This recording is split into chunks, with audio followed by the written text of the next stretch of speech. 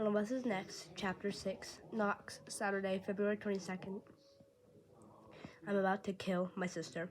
Sorry, Kristen, but you're in my way. With a flick of my thumb on the controller, Kristen's Binding Wars avatar crumbles to the ground, blood gushing from her neck. My sister blinks, fruitlessly presses a few buttons, and turns to me with an industry scowl. Did you just slit my throat? She glared at the television screen as Jack the Ripper stepped over her lifeless body. I thought we were working together! Her neurotic golden retriever Fritz, who'd been half asleep at Kristen's feet, lifts his head and lets out a wheezy snort. We were, I say, taking one hand off my controller to scratch between Fritz's ears, but you outlived your usefulness. Drax greets me on screen. It's a good day for somebody to die, he growled, shifting his knife and flexing his muscle. Just not me. Kristen makes a face. This game is vile and I'm starving. She's sitting next to me on her basement sofa and shifts closer to nudge my knee with hers. Kristen lives an hour away and doesn't usually spend her Saturdays with us, but her girlfriend is teaching in Japan for 6 weeks. She's at loose ends. Come on, pause your ridiculously buff alter ego and get some lunch with me. You mean my doppelganger? I say. The resemblance is uncanny. I put down my controller and flex one arm, then instantly wish I had it. What's the opposite of ridiculously buff? Pathetically spindly? Kristen and I look the most alike of any of our siblings, down to her spiky short hair, but she has much better muscle tone from Roy and Crow on the weekends. Usually I try not to call my attention to that fact. Kristen ignores my excuse for a joke. What are you in the mood to eat? She holds up her hand before I can speak. Please don't say fast food. I'm ancient, remember? I need a glass of wine and some vegetables. Kristen is 30, the oldest of my 4 sisters. They were all born one right after the other, then my parents thought they were done until I showed up a decade later. My sisters treated me like a living doll for years, carrying me around, so much I didn't bother learning to walk until I was almost 2. Wing Zone, I say instantly. It's a baby institution. It's a baby institution famous for its extra hot wings, a giant inflatable chicken on the roof. Now that baby's getting trendy, new people are starting to grumble that the chicken is tacky and doesn't fit the town aesthetic. Direct quote from an editor in the letter to the editor in last week's Bayview Blade. So the Wing Zone owners are doubling down. On Valentine's Day, they strung a garland of blinking red neon hearts around its neck that still hasn't come off. That's some professional level petty, and I'm all for it. Wing Zone? Kristen frowns. As we head for the basement stairs, Fritz padding behind us, and I specifically say vegetables. They have celery sticks. Those don't count. They're 99% water. And coleslaw, 100% mayonnaise. The lemon pepper wings have citrus? Here's a life lesson for you, Knox. Fake fruit flavoring is not and will never be a vegetable. Kristen looks back at me as she opens the basement door, and I give her the kind of hopeful, ingratiating smile that works in absolutely nobody except my sisters. Ugh, fine, she groans, but you owe me. Sure, I say. She's never going to collect, though. That's the upside of having sisters who think they're your mom. Our basement opens into the kitchen, and when we get upstairs, my dad's sitting at the table, hunched over to do some paperwork. He looks a lot more like Drax the Reaper than I do. Now that he owns his own company, Dad doesn't necessarily have to do hands-on construction work, but he still does, which makes him the most in-shape guy in his 50s I know. He glances up and his eyes flick past me, the boring kid who still lives at home, and twinkle at Kristen. Didn't know you're still here, he says. Fritz, who's always liked my alpha male father better than anybody, leaves adoringly against his chair. She sighs. Knox wrote me into video game hell. Dad frowns because he thinks video games are a waste of time, as opposed to an actual sports ball game, which he loved for me to play. He just raised the folder he's holding at me and says, I'll leave this for you to take to work on Monday. What is it? I ask. Letter of intent. We're going to hire a couple of the D'Angelo ex-connieres, he says. I got a packet in the mail the other day from Intel Proven. Great, except he didn't get in the mail. I brought it home and put it on his desk with a note, which I guess he never even noticed. Kristen beamed. Fantastic, Dad. Way to set an example for the local businesses. My father and Kristen are a strangely amicable pair. He's this conservative, macho, old-school guy who somehow gets along better with my bleeding heart lesbian sister than he does with anybody else. Maybe because they're both athletic, take-charge, self-starter types. Well, it's worked out so far, Dad says, pushing the folder to one corner of the table. Nate's a good worker, and you know we've got A's in both the classes we covered last semester. Gets a lot better than he gets credit for. I mean, he gets plenty of credit in this house, but okay. It's so great that you're doing that for him, Kristen says, and the genuine warmth in her tone makes me feel like a prick. I don't have anything against Nate, but I can't shake the feeling that he's the son my father wishes he had. I grabbed my sweatshirt from the show where I dropped it earlier, putting it on as Kristen adds, "Want to come to lunch, Dad? We're getting wings." She only grimaces at the last word. "No, thanks. I need to get back to work and finish up our proposal for the mall parking garage. It's been sitting empty for much too long, and frankly, it's both an eyesore and a hazard." Your friends are back to me. One of my guys said he heard a rumor that kids have been cutting through the site. You seen anything like that, Knox? What? No, definitely not. First thing they yell. It's way too loud and empathetically. God, my father makes me nervous. His frown deepens and Kristen tugs on my arm. "All right, we're off. See you later." Through the front door, halfway down the driveway before she begins again. "Work on your poker face, Knox," she murmurs, pulling a set of keys out of her bag and aiming them at her silver Civic. I stop taking shortcuts through abandoned construction sites. It's a sunny but cool Saturday. I pull the hood of my sweatshirt up and climb to the passenger seat. It's just a couple of times. "Still," Kristen says, climbing in beside me, "it's my duty as your significantly older sibling to remind you how not safe that is. Consider yourself warned." She turns on the motor, and we both wince as the music blasts through the car at top volume. I always forget how loudly Kristen plays her radio when she drives alone. "Sorry," she says, turning it down. She glances to the rearview mirror and starts back out of our driveway. "So, I bet I gotta talk to you during that creepy bounty hunter game. It's still bullshit that you killed me, by the way. Not over it. But what's new with you? How's the job? How's the play? How's the school?" "It's all good. Well, pretty good." She taps the blinker and prepares to turn out of our road.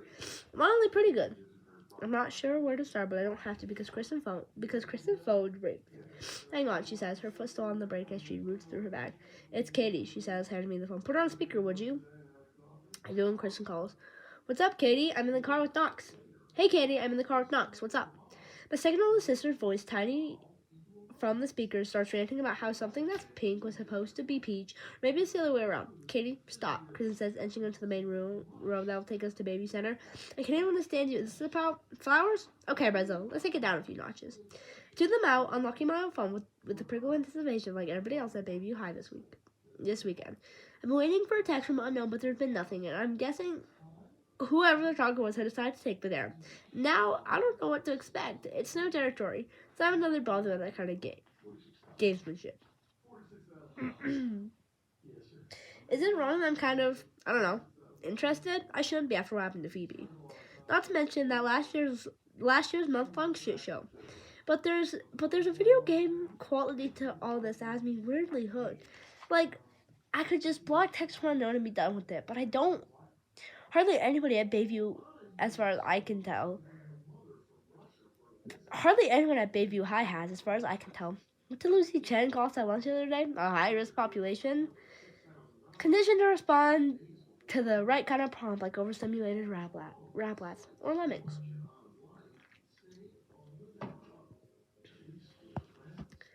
That was Simon's preferred term. A text from Maeve pops up while I'm scrolling. "Hey, a bunch of us are getting together Friday when Bronwyn's in town. You in?" "Maybe." I reply. "Is it spring break?" "No. She's just here for the weekend. Ashton's bachelorette party also. We're singing Into the Woods." She adds the grimacing emoji. I sent 3 of them back. I'm already sick of that play, and we're still weeks away from performing it. My singing range is microscopic, but I ended up with the lead role anyways because I'm one of the only guys in drama club. Now, my throat hurts constantly from all this training, plus rehearsals are messing with my until-proven work schedule. It's weird and kind of uncomfortable to realize you might have started outgrowing a thing that you used to almost be your whole life, especially if you're not sure what else to do with yourself. It's not like I'm tearing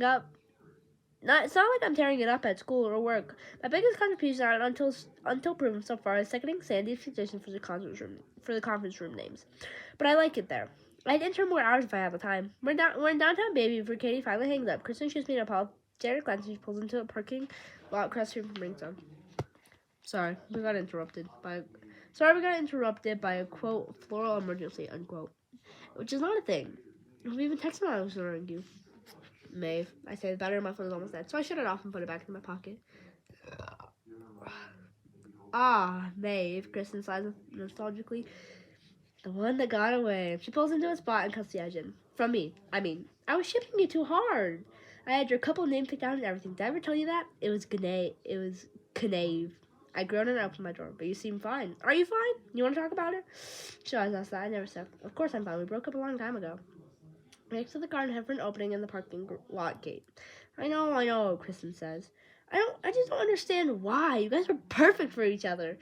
It's times like these, as great as my sisters are, I kind of wish I had an older brother or a close guy friend who liked girls. Maeve and I weren't perfect, but that's not a conversation I know how to open up with Kristen. I don't know how to open up with anybody. We're better as friends, I say. Well, I think it's great that... Huh? Kristen stopped so suddenly I almost bumped into her. What's with the crowd? Is it always this busy on a Saturday? We're then inside of the restaurant. She's right. The sidewalk is packed. No, never, I say. And the guy in front of me turns on my voice for a second. I don't recognize him because I've never seen him outside school. There's no mistaking Matthias Schroeder. You know the context. He looks like a scarecrow, tall and thin with baggy clothes, wispy blonde hair, and strangely dark eyes. I find myself peeking at them too closely, wondering if they're real or context sentences.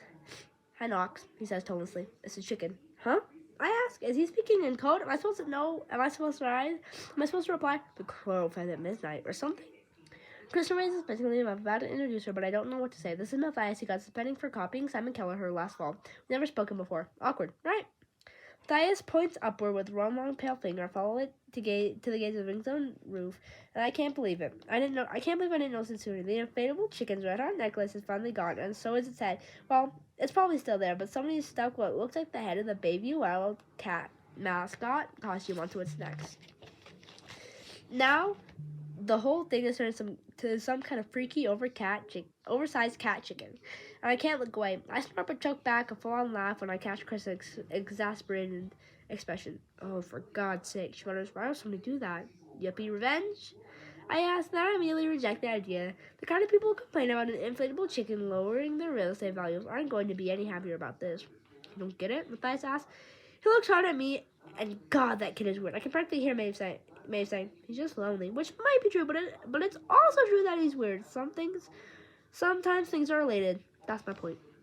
Simple growls. I know we're in close proximity to getting me, so it's not happy about the delay. Get what? I ask impatiently.